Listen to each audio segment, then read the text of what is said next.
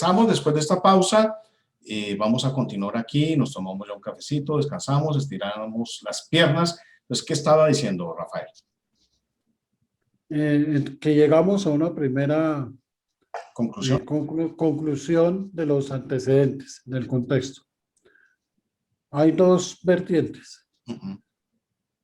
La Revolución Rusa de febrero y octubre, que comienza en febrero y termina en octubre de 1917, y la Revolución Cultural de Mao, que llega al poder, no, la Revolución China, que llega al poder en 1949, que se afianza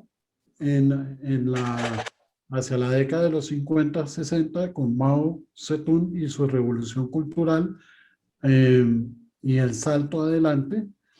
Y entonces se crean dos líneas, una línea radical hacia los postulados de Marx como tal, y una línea cultural, intelectual, hacia los postulados de Mao Zedong como tal. Por eso se demora tanto en llegar el concepto de la revolución cultural a la región latinoamericana como tal. Pero una vez que llegó, entonces ya se confundieron dentro de las diferentes formas de lucha como tal y comenzaron su implementación muy fuerte y muy radical hacia la década de los 70, sobre todo a nivel latinoamericano, como bien veníamos comentando, a través de las universidades públicas comenzó esa penetración a nivel de la academia, a nivel intelectual, y crearon una serie de brazos armados. Entonces hay una serie de brazos, cada partido comunista tiene un brazo armado. Y entonces, para el caso de Colombia, por ejemplo, hacia 1964, año que nace el suscrito, nacen las FARC como brazo armado del Partido Comunista Colombiano. Yo no estoy inventando nada, eso está en todos los registros, y hay un libro muy bueno que podemos un día traer a colación, el libro de Eduardo Mackenzie y el de las FARC, un Estado fallido y las FARC, creo que se llama el libro de Eduardo Mackenzie. Sí, un libro gordote, muy bueno, muy bueno. Y entonces hay dos líneas que se diferencian en la parte intelectual y en la parte operativa no tanto. Aunque de pronto sí, pero hoy en día ya no tanto, ya se han radicalizado como tal ambos conceptos y se confunden. Ya no hay tantas disidencias al interior, sino que todas tienen un mismo objetivo y están de acuerdo con la forma como actúan como tal. Eso lo estamos viendo en el paro nacional ahorita, que actúan todos unidos independientemente de sus grupos internos como tal, y de una forma muy violenta y muy radical, ¿no? Incluso la participación, es mi opinión, no la tuya, pero incluso la participación desde el mismo gobierno, porque es una participación cómplice al no disponer, al no dejar que la justicia, que las mismas fuerzas militares y de policía actúen restableciendo el orden. Ellos son los que lo están trancando, y eso para mí es complicidad. Entonces estoy de acuerdo con eso. Están confluyendo en eso. ¿Por qué? Porque quieren convocar a una nueva Asamblea Nacional Constituyente que blinde jurídicamente a los bandidos de las FARC que hoy están desmovilizados y que no tienen esa garantía constitucional de que no van a ser juzgados en un futuro. Así como hicieron como en el EM-19 y la Asamblea del 91, la Constitución del 91, quieren hacerlo ahora para las FARC, incluyendo también al ELN en esas nuevas conversaciones y en esa nueva Constitución. Eso es el cumplimiento de lo del Foro de Sao Paulo y lo que se pactó también en lo que yo he venido denunciando hace años de la Fundación Buen Gobierno de Juan Manuel Santos. Pero miremos, por ejemplo, Molina, Gerardo Molina, que es muy importante en el maoísmo, ya promulgaba las ideas marxistas en Colombia desde muchísimo antes de que fuera rector, de que fuera nombrado por Alfonso López Pumarejo como rector de la Universidad Nacional. Él ya había estado unido con Jorge Eliezer Gaitán en la Unión Nacional Izquierdista Revolucionaria, unido, fundada en 1933, aunque no era maoísta todavía. Esas ideas serían luego defendidas, las de unir, por Alfonso López Pumarejo en sus gobiernos y luego, increíblemente, por Gustavo Rojas Pinilla.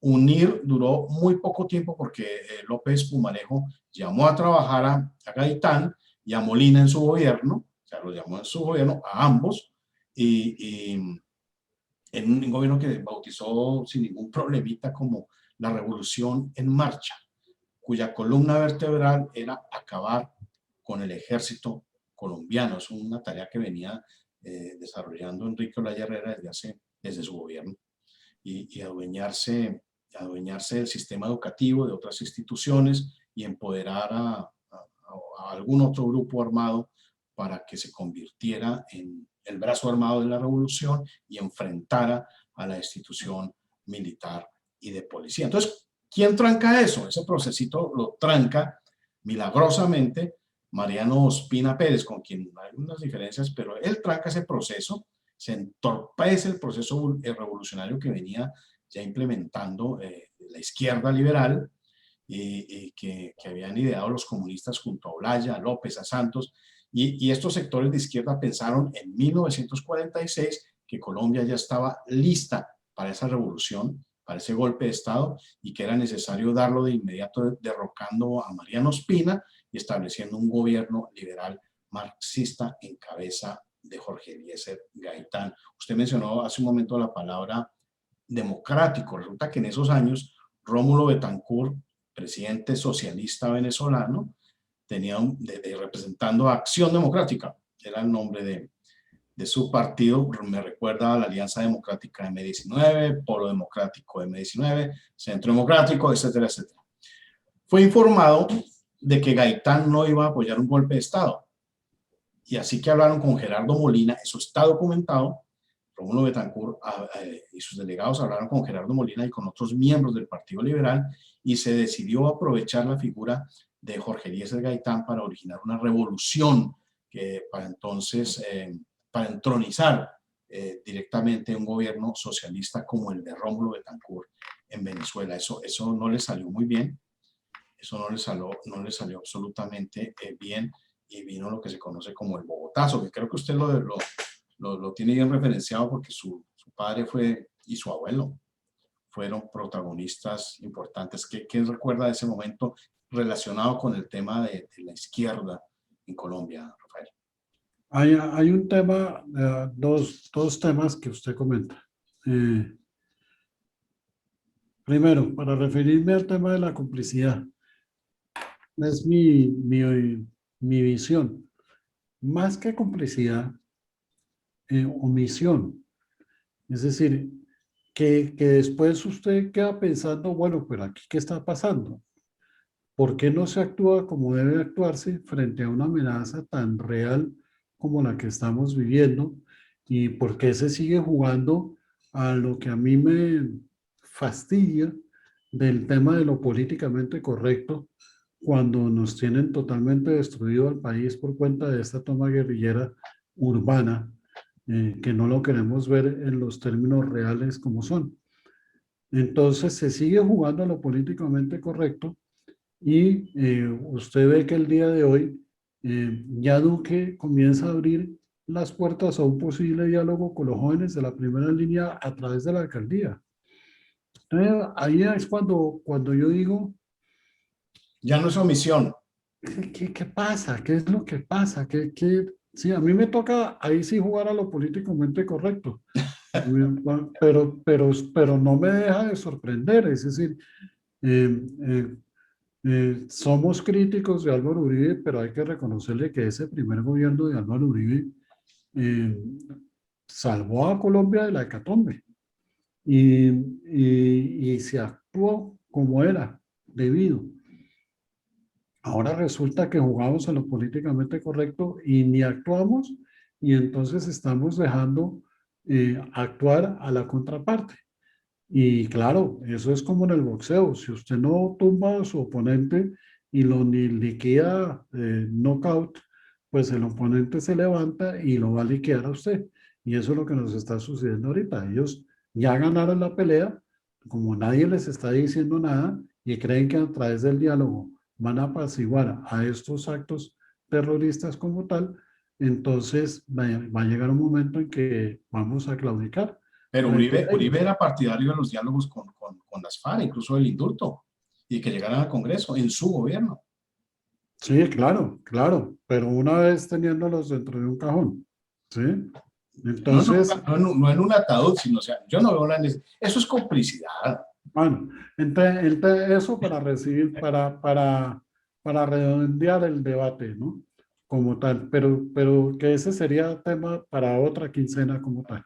Claro. Entonces, hay dos vertientes, hay dos líneas, una leninista fuerte, hay una maoísta, que llegan más tarde, pero las dos se comienzan a confabular en la década de los 60, en la década de los 70, y comienzan a experimentar en la región cuando se produce el ascenso de lo que se llamó el régimen de las espadas o las dictaduras de las espadas en la región, tanto de izquierda como de derecha, y comienzan a meterse los movimientos revolucionarios. ¿Izquierda o derecha o cómo es? Ambos, en la región hubo de ambos, tanto Pero de un lado con son válidos los conceptos.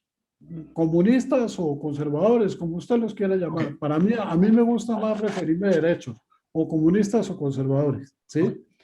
Los había de los dos, ¿sí? Para el caso de República Dominicana, Leonidas Trujillo era un comunista terrible, por ejemplo, ¿sí? Para el caso de Guatemala, pues también estuvo el tema del comunismo allá. Para el caso de Chile, curiosamente la llegada de Allende al comienzo es apoyada por Pinochet y Fidel Castro. Al comienzo, fíjese usted cómo era el tema de complejo de comprender. A tal punto que nos mandan a un jovencito que nos mandan a el altiplano boliviano para implementar el éxito de la Revolución Cubana en el modelo, en el altiplano boliviano, alias el Che Guevara, Era maoísta. con- que era maoísta, que era maoísta. Eh, y sanguinario además, ¿no? Y nos manda al altiplano con tan mala fortuna que es dado de baja en un operativo en la región de La Higuera, en Bolivia. Es dado de baja antes de que comience la hecatombe como tal. ¿Qué es lo que hace contrario al maoísmo o al comunismo chino? ¿Qué sí hace la Revolución Soviética como tal y todos sus discípulos? El concepto de las condiciones objetivas, ¿sí? Crear una serie de condiciones objetivas para la toma del poder, que consisten en una serie de ataques permanentes, disuasivos de las diferentes formas de lucha, para ir desgastando a la sociedad con el único fin de que en un momento dado ya la sociedad está tan desgastada que dice, por aquí es el camino, y el camino siempre será un camino de un radical socialista o de un radical comunista como tal. Entonces, de las consecuencias del comunismo chino hoy, creería que en la actual campaña presidencial, por ejemplo, a Petro yo no la tildaría dentro de esa línea, por ejemplo. No la tildaría dentro de ninguna línea, pero a Robledo sí, por ejemplo. Robledo en medio de todo tiene un discurso más académicamente estructurado como tal, ¿sí? En ese sentido iba por la línea del MOIR. Todo el tiempo ha sido coherente en su accionar como tal, ¿sí? Robledo. Pero a Petro usted no lo ve en ningún lado. Lo ve más bien Bueno, por el lado, lo ven por el lado más bien de los soviéticos revolucionarios sanguinarios como tal. no, Yo no lo veo, no lo podría catalogar dentro de ese lado. Pero sí veo, por ejemplo, a todos esos intelectuales de lo que Jean-François Rebel llamaba la gauche du caviare de champán, a Fajardo, a Peñalosa, a varios integrantes del Centro Democrático dentro de la línea maoísta, por ejemplo. Sí lo veo por ahí. Lo que hoy se denomina la izquierda light. ¿Sí? Hay una izquierda light que se confabula por momentos con el centro para quedar bien y no asustar a nadie. Y esa es la que termina gobernando, por ejemplo, dentro del centro democrático, lo que hay es una izquierda light. se podría catalogar así, Maoísmo. Franco. Un maoísmo puro, un maoísmo, no, maoísmo puro no, una izquierda light, hoy la llamaríamos una izquierda light. Hace un rato viste que era lo mismo, ¿no? Bueno, tú lo Entonces, llamas izquierda light, yo lo llamo maoísmo. Pero Petro es más, lo que pasa con la izquierda y pasa con todos los grupos, es que comienzan a surgir cuando tienen esas ansias de poder, como Petro, como el mismo Che Guevara, aunque Petro tiene más respaldo ideológico que el Che era un asesino total, Petro es asesino, pero tiene una ideología no, y sí, tiene estructura mental claro. y usted lo escucha y usted dice, no, pues el tipo tiene razón. Y después usted dice, a ver, Rafael, ¿qué es lo que está pasando? Sí, pero la forma como él se, se, se, se da a conocer en su diálogo tiene algo de estructura académica, la tiene, ¿sí? Lo que pasa es que se mezcló con el tema sanguinario y entonces se le transformó, traspasó la raya, ¿sí? En ese sentido. Y cuando usted traspasa la raya ya perdió el pundonor de cualquier cosa, ¿sí? Que es lo que le pasa a todos estos movimientos, que llega un momento en que traspasan la raya, como Guillotín, que ya no le importaba guillotinar a cualquiera, y o a Lenin, que ya no le importaba, o a Mao, o al mismo Mao, traspasan la raya y ahí se olvidan de todos sus ideales como tal. Es lo que yo he dicho desde hace mucho tiempo, no han traspasado la raya, nacieron ahí. Es que cualquier movimiento político que mantenga alejados los valores cristianos ya va contra el cristianismo, aunque Petro ha dicho últimamente que él es católico, que él es cristiano. De hecho, fue educado en Lovaina, junto a la misma universidad donde los jesuitas mandan a su gente, como Camilo Torres, la gente del ELN, etcétera, etcétera, etcétera. Él ha dicho últimamente que él es cristiano. De hecho, yo también creo firmemente que el socialismo, el comunismo, es una impostura cristiana. Por eso usted tiene esas confusiones cuando habla y dice cosas reales, ciertas, porque son ciertas, o sea, no puede haber desigualdad tan brutal hablando de injusticia, ¿no? Injusticia social, la pobreza, la corrupción, todas esas cosas son ciertas y las enseña el cristianismo, pero el socialismo, el comunismo toma esas premisas, las disfraza de discurso comunista, socialista, pero jamás implementa las soluciones, se queda en el discurso. Por eso yo creo que es una impostura cristiana y por eso tiene tantos adeptos entre el catolicismo, sobre todo en nuestra América Latina. Pero hay una cosita que se me ha olvidado, Rafael, hablando de Rómulo Betancourt y con esto de su acción democrática, eh, cuando vieron que Jorge Eliezer Gaitán no iba a participar del jueguito, porque Gaitán dijo, yo ya tal vez no le juego a eso, a todo ese caos, o sea, no voy, entonces decidieron asesinar a Jorge Eliezer Gaitán desde la presidencia de Venezuela, contando con el partido, con grandes líderes del Partido Liberal. Y comenzó a gestarse en 1946, cuando Gerardo Molina estaba dirigiendo la Universidad Nacional. Ahí empezó el plan, está documentado, y comenzó desde la Universidad Nacional preparando el día, organizando estudiantes y profesores en todo el país para que salieran a apoyar esta gran revolución socialista. Por eso tenemos que cuando matan a Gaitán, la gente ya estaba armada, estaba Castro por allí, estaban un poco de grupos parapoliciales organizando todo. Había gente ya en las emisoras tomándose el control de la radio. Y en el complot para organizar a Gaitán, eso hay que decirlo, estuvo Gerardo Molina, estuvo Diego Montaña Cuellar, Rómulo Betancourt, Salamea Borda, que era el que estaba a través de la emisora a tomarse todo el poder y a sacar a la gente, Salamea Borda y varios otros dirigentes liberales, entre los que estaba sin duda alguna Plinio Mendoza Neira. Entonces, mientras todo esto se urdía. Está en el libro que le recomiendo. Ahí están todos los intelectuales que participaron en el 9 de abril. Aquí está, hay un capítulo. Si quieren lo buscamos. Mientras usted va hablando, yo lo Sí, busco. busquémoslo. Entonces, igual, mientras todo esto estaba pasando, en esa época, un momentito. Ya se grabó la primera parte. Entonces, esos personajes de la nueva historia nos han enseñado la historia absolutamente al revés. Diciendo cosas que no sucedieron, diciendo que a Jorge Luis Gaitán lo mandó matar Mariano Ospina y el Consejo. No, eso fue al revés. Fue el comunismo internacional y el mismo Partido Liberal. Entonces, no por nada, Gerardo Molina participó también, que era un tipo ruin, despreciable. El padre ideológico de Álvaro Uribe era eso. Tuvo que ver con muchos otros asesinatos en Colombia, incluidos el de Gaitán, el de Gloria Lara de Echeverri.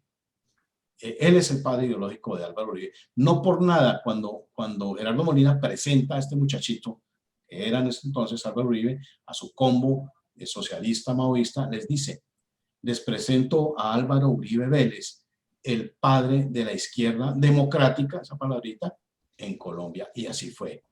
Entonces, estábamos hablando de Petro. Lo que pasa es que en estos movimientos surge el egoísmo personal, el deseo de figurar. Personas como Petro, como Uribe, como el Che, que no les importaba nada con tal de tener ese protagonismo de concretar alrededor de sí mismo, como líderes ellos, cada uno, esa revolución. Entonces, Petro fue trabajado desde muy pequeño, él fue gatillero del M-19, es un libro próximo a publicar, aquí se lo adelanto, Rafael, sobre toda la historia de Petro. Es un gatillero, él tuvo que ver con la muerte de Raquel Mercado, él apretó el gatillo, con testigos que tengo. Uy, ese atentado, uy, cosa tan dura fue. Yo estaba muy pequeño en eso, ¿no? Muy José Raquel Mercado, ¿no? Dice, Delante del hijo, ¿no? Lo hicieron. entonces dice que están a favor. Lo que usted comenta está aquí, vea. La desvalorización de la propia prehistoria.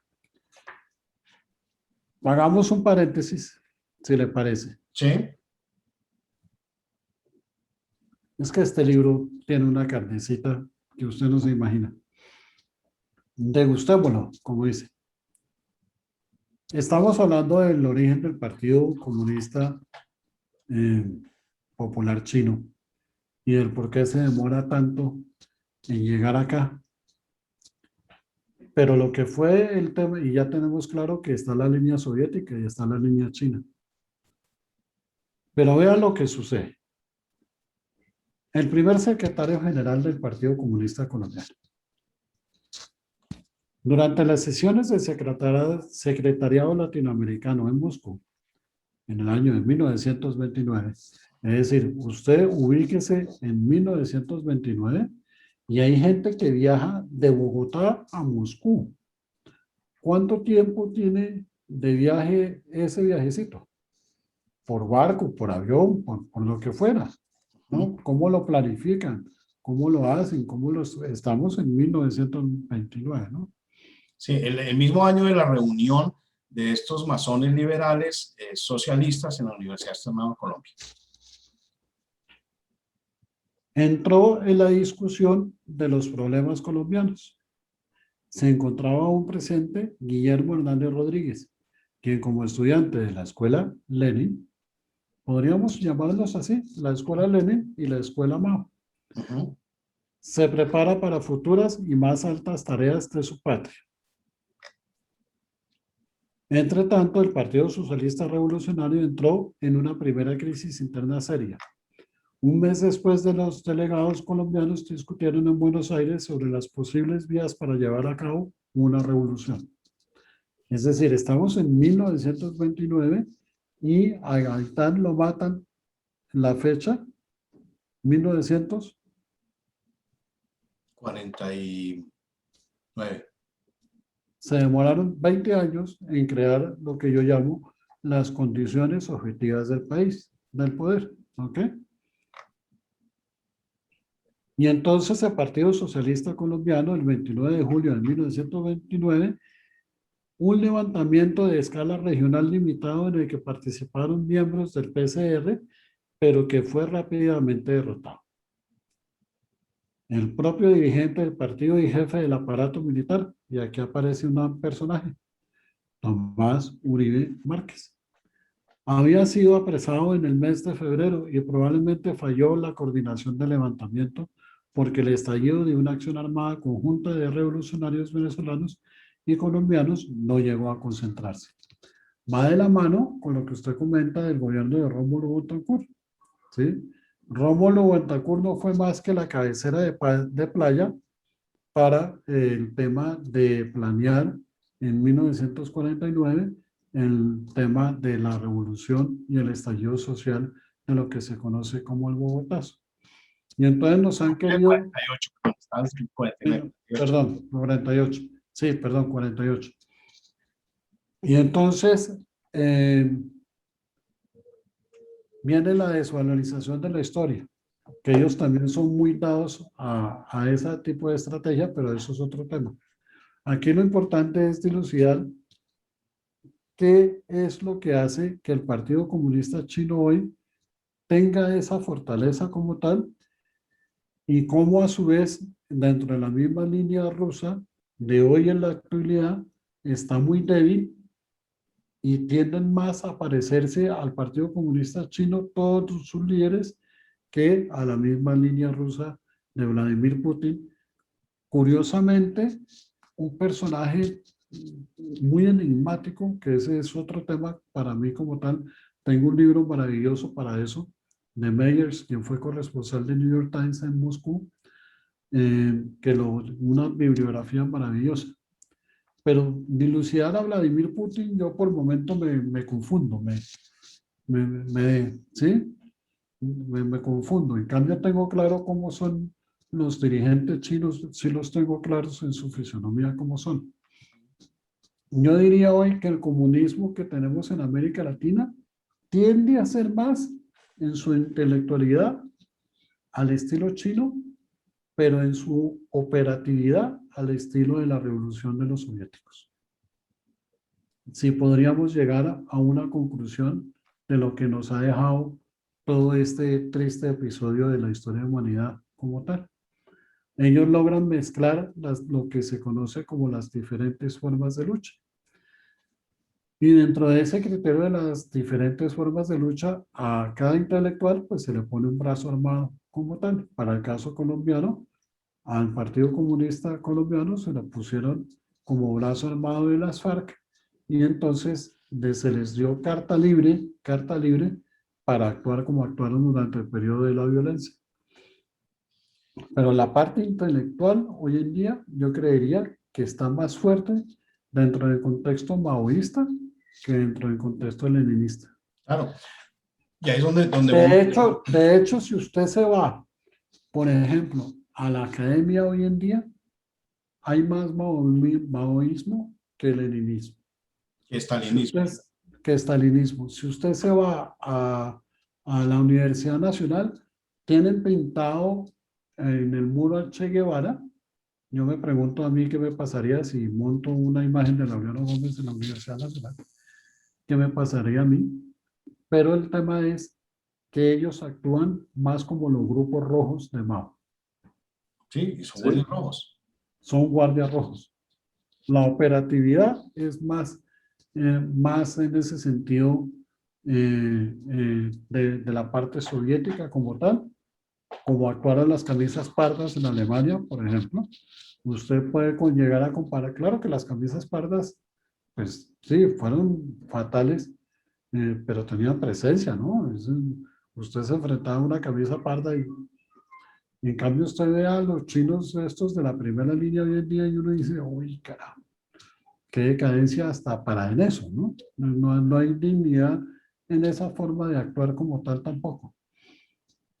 Entonces yo creería que si podemos llegar a una primera conclusión es que la parte intelectual está más hoy en día hacia la línea de lo que fue y hoy es la revolución cultural de Mao, pero la parte operativa toda la sigue operando tal como la revolución de los soviéticos.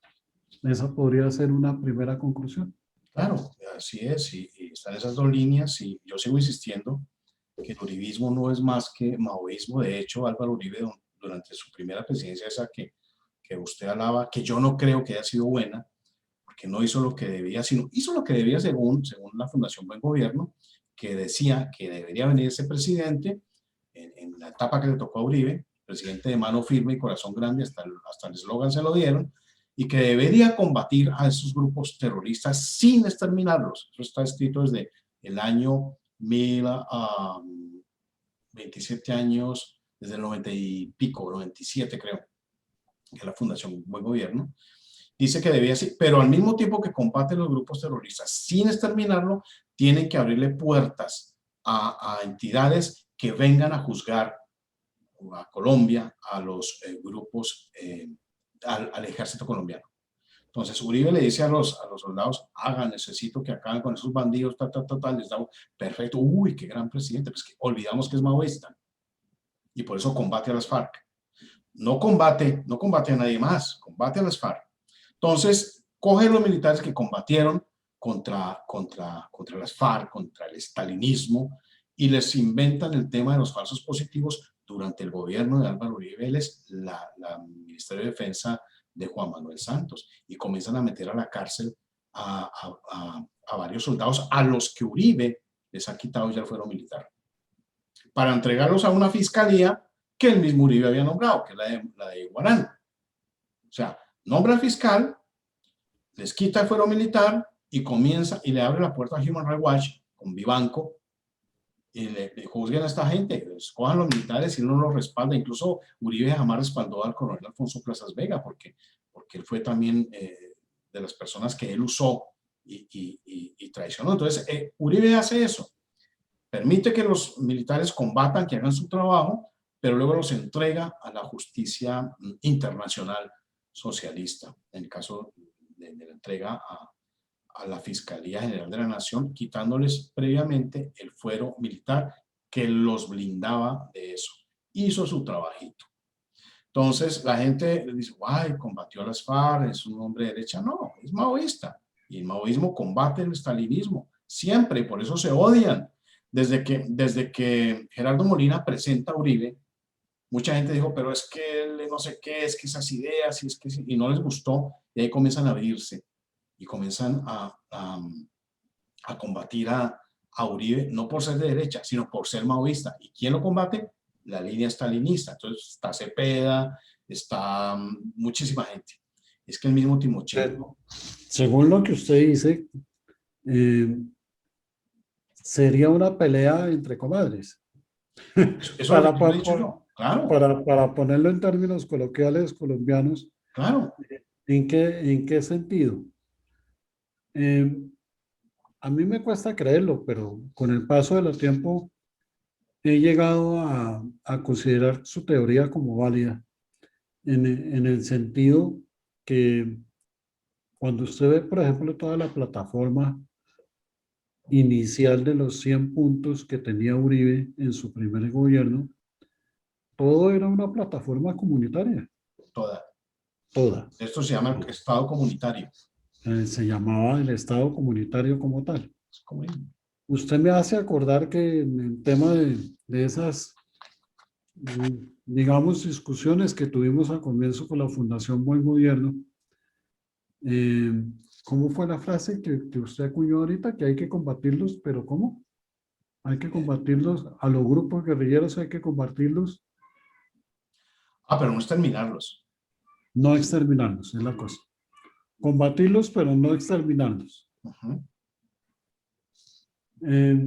Entonces, ahí yo me pregunto, bueno, pero a ver, ¿cómo es eso? ¿Vamos a dejar viva a la culebra o vamos a desaparecer la culebra? Entonces, sí comienzan a haber alguna serie de dicotomías, de dualidades de concepto como tal. Y el origen de Uribe, no nos olvidemos, es un origen liberal. Socialista. Usted hoy en día me hace ver que es un origen liberal socialista, maoísta, que la pelea, ahora usted me hace comprender un tema. que de pronto puede ser motivo de una columna. Ahí tiene, esa columna puede ser buena. Cepeda es leninista, Estalinista, estalinista, es la línea dura, ¿sí? castrista de Cuba. ¿Sí? Y Uribe es la línea maoísta. Correcto. Puede ser una buena, puede funcionar la columna, puede funcionar la columna. Y eso explica Y, todo. y entonces cuando usted ya logra comprender el tema, dice, ¿un Duque de dónde proviene? Pues también es liberal, De pero izquierda, Duque, pero también proviene de los liberales de Río Negro. de izquierda. Usted, cuando el otro día, hablando con un profesor ahí de la universidad, y es que ellos provienen de los liberales de Río Negro.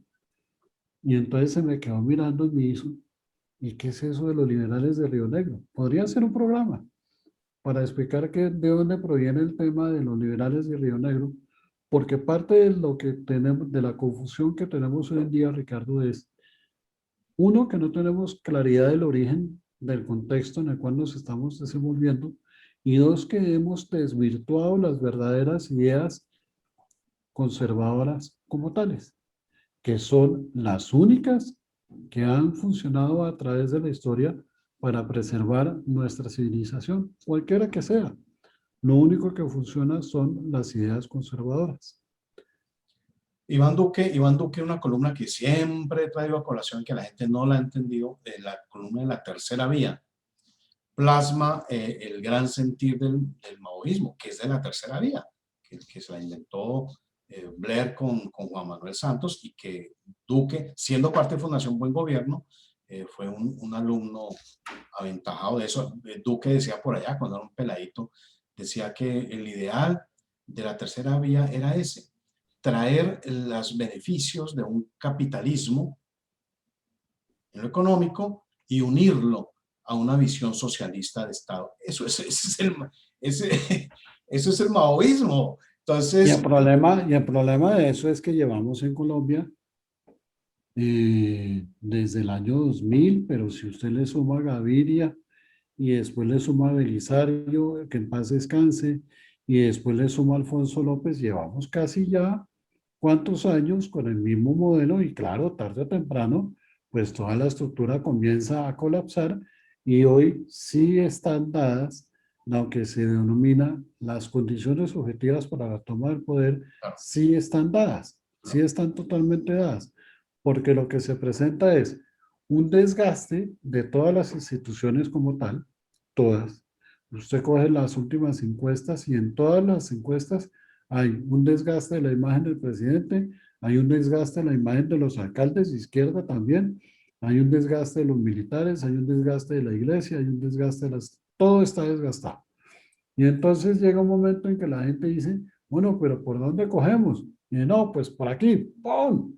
Y entonces aparece un tipo y resulta que ese tipo es el que nos lleva a la anarquía y al caos y al desgobierno final para la toma de poder como tal.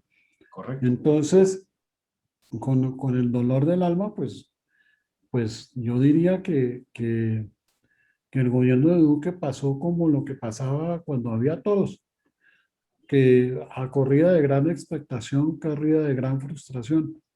Teníamos una gran expectación con el gobierno de Duque y terminamos en una gran frustración por cuenta de las omisiones, a mi modo de ver. Todavía no me quiero ir al lado de las complicidades, pero sí omisiones claras y evidentes frente a unas amenazas reales que están en este momento llevándonos a los albores de vivir el socialismo bolivariano del siglo XXI, que yo diría que ni es leninista, que ni es castrista, ni que ni es maoísta. Ahí tiene que Chávez, en medio de su ignorancia, sí logró montar un movimiento propio.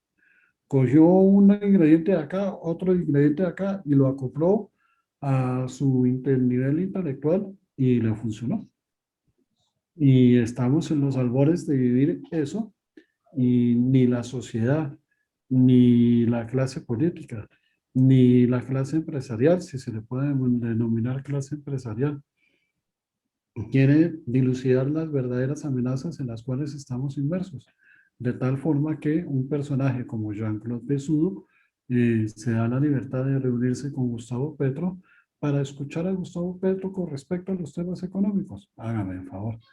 Le abrimos la compuerta, como decía Viviana Padelín, algún día la tendremos otra vez acá, tenemos que recuperar ese contacto. En el momento en que usted le abre la compuerta al comunismo, eso acaba con todo. Podríamos traer a colación lo que decía mi padre Enrique Gómez con respecto a las revoluciones, para ir cerrando el programa.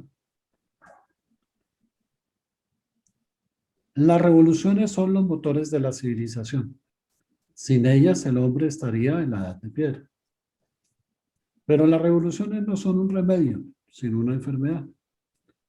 Cuando pasan, la sociedad siente esa vaga satisfacción del convaleciente y está dispuesta a aceptarlo todo como mejor que antes, con tal de dejar el lecho ensangrentado.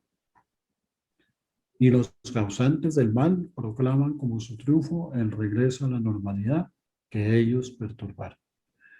¿Qué es lo que estamos viendo ahorita en Bogotá, por ejemplo? Claudia López, por ejemplo, nos está llamando constantemente a la normalidad después de haber causado todo lo que está causando en la ciudad. Todos los intelectuales están satisfechos con el tema del paro porque dicen que hay que aceptarlo mejor. Es lo mejor que nos puede suceder este estallido social. Y que no importa, no importa lo que tengamos que padecer, porque es que este es un remedio para una sociedad mejor que la que tenemos, que la que teníamos antes. No importa de dejar el lecho ensangrentado. ¿Cuántos muertos policías llevamos en estos 60 días de paro? ¿Cuántos oficiales? ¿Cuánto desprestigio? ¿Cuánto nos costó el paro nacional? Es increíble, Ricardo, que usted habla en el ámbito académico, con abogados, con juristas de prestigio. Es decir, yo me quedo sorprendido que ya hay un sentimiento general inequívoco de que no importa lo que pase, hay que cambiar todo esto. No importa. Y todo, además, es justificado.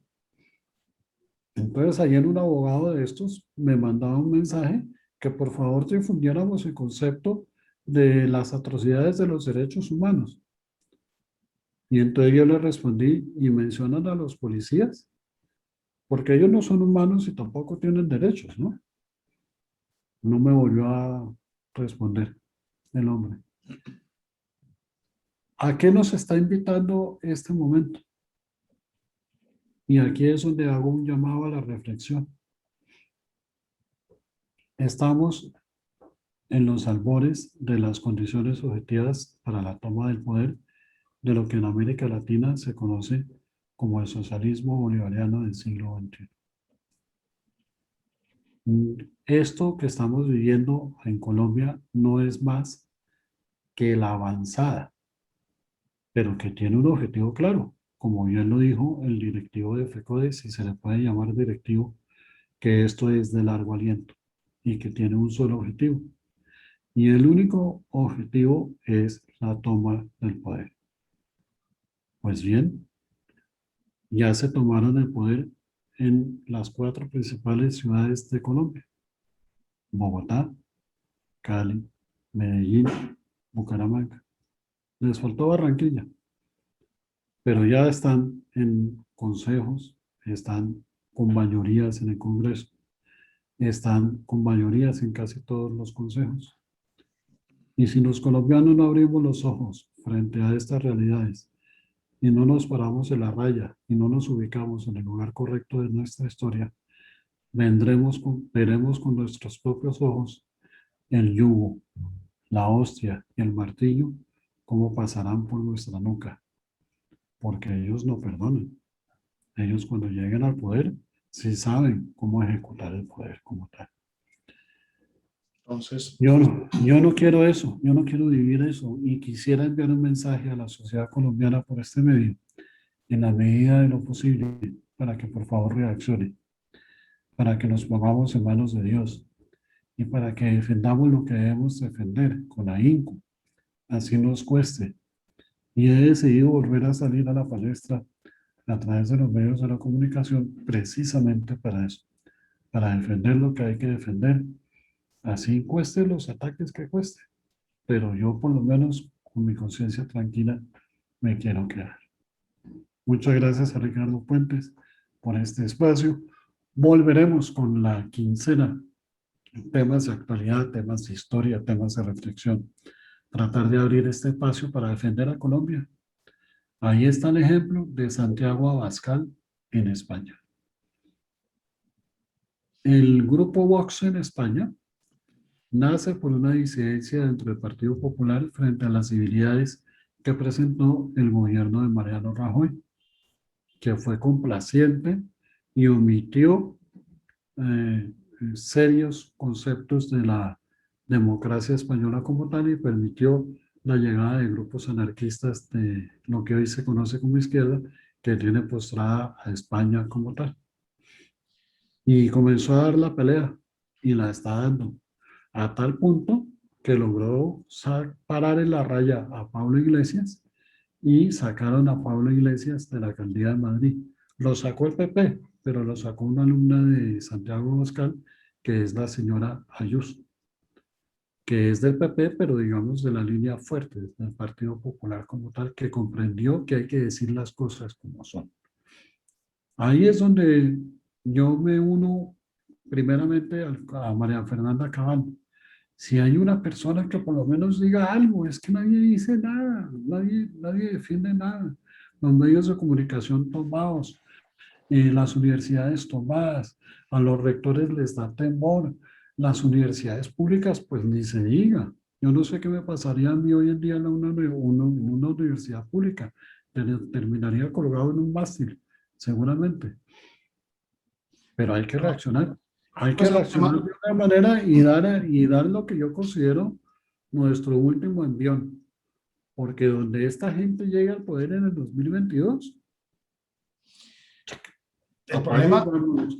y puede ser para un próximo programa, el problema con Cabal es ese. Es como escuchar a un segundón de Mao diciendo que Mao es una berraquera, que Mao es chévere, que Mao va a traer el cambio, que lo malo es como ciertas cosas, pero no Mao. Cualquier persona que esté en el uribismo, alabando a Uribe, el gran causante de esta hecatombe que vive Colombia, y causante porque él ha tratado de pasar como un hombre de derecha sin serlo, engañando a Colombia y trayendo la misma agenda que empezó en el año de 1991 con el foro de Sao Paulo, en el año 97 concretada ya con pasos específicos mediante la Fundación Buen Gobierno y puesta a andar desde la presidencia de Andrés Pastrana. Entonces, eso es muy difícil.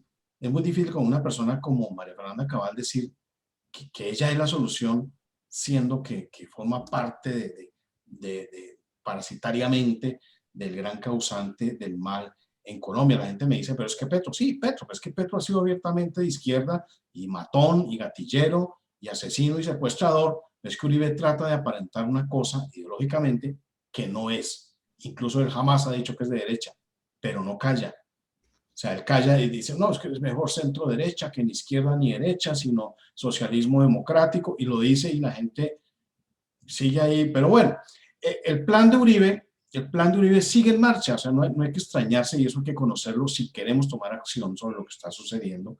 El plan de la Fundación Buen Gobierno, que empieza contra el ejército ya en el gobierno de Uribe, es eso, acabar con el ejército, que ya está a punto de. ¿Y por qué él no acabó con las FARC? Porque es que la Fundación Buen Gobierno dijo en el 97, no hay que acabarlos, sino dejar un remanente, es lo que usted decía, me extraña, pero es que ahí dice la Fundación Buen Gobierno, hay que dejar un remanente con el cual empezar a hacer los diálogos de paz. Clarísimo. Propuesta que empezó Álvaro Uribe Vélez en su primer gobierno, que a usted le gustó tanto, con Juan Manuel Santos, y Juan Manuel Santos no traiciona ese plan traiciona a Uribe porque no le da puestos a Uribe y le quita la banderita de la paz y de los diálogos y la asume él, se gana Nobel, etcétera, etcétera. Un gran jugador de póker, pero el ideario sigue fiel y el plan sigue fiel y Iván Duque forma parte de ese plan. Entonces, hay que pensar en estos días sobre nuestro próximo programa y buenos temas. Gracias, Rafael, por estar aquí, por haber aceptado y que traer a Viviana invitada para algún programa. Y bueno, quedamos aquí, estimados amigos. Esto es La Quincena. Vamos a estar cada 15 días en directo, con comentarios que ustedes pueden hacer, preguntas en directo, para que haya un mejor flujo de comunicación. Entonces, muchas gracias. Nuevamente, esto es La Quincena. Muchas gracias a ustedes y a usted, Ricardo. Un abrazo a la distancia. Muy buen día para todos.